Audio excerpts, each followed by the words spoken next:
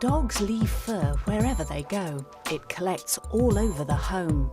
There are many tools designed to stop dog hair spreading, but their effectiveness varies, and afterwards you have to clean the tool, then the floor. You simply deploy the bristles, then gently brush the coat. Loose fur is removed, while dead skin and allergens are captured by the vacuum. And to clean up, you simply release the trigger.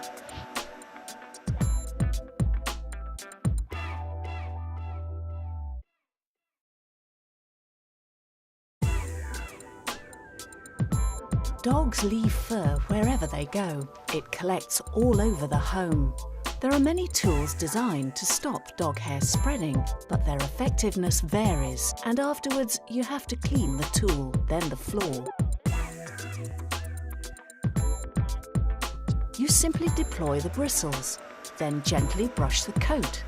Loose fur is removed, while dead skin and allergens are captured by the vacuum. And to clean up, you simply release the trigger.